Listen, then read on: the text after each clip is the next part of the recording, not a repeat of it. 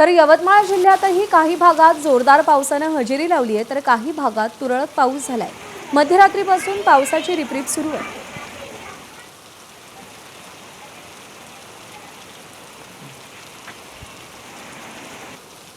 बातमी लातूरमधून आहे। लातूर जिल्ह्यात गेल्या 2 ते 3 दिवसांपासून ढगाळ वातावरण कायम असून अनेक भागात अधूनमधून वाऱ्यासह रिमझिम पावसाची हजेरी लागते आहे। काही ठिकाणी जमीन ओली होईल इतपतच पाऊस पडतोय आणि त्यानंतर पुन्हा पाऊस थांबत असल्याचे चित्र आहे।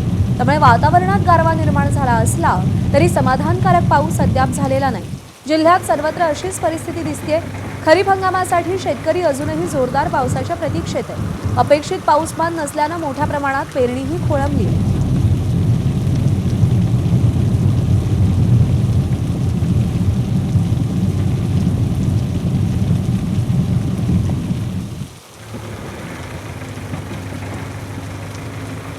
लातूर जिल्ह्यामध्ये ढगाळ वातावरण कायम आहे, पण पेरणी योग्य पाऊस अद्यापही झालेला नाही। शेतकऱ्यांना दमदार पावसाची प्रतीक्षा आहे।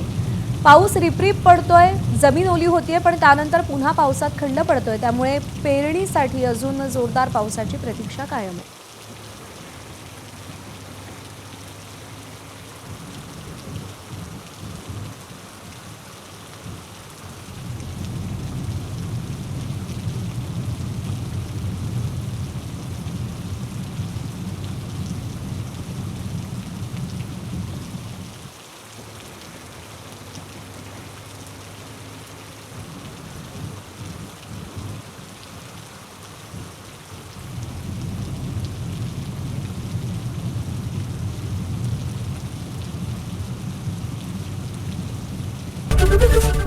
एबीपी माझा, उघडा डोळे बघा नीट।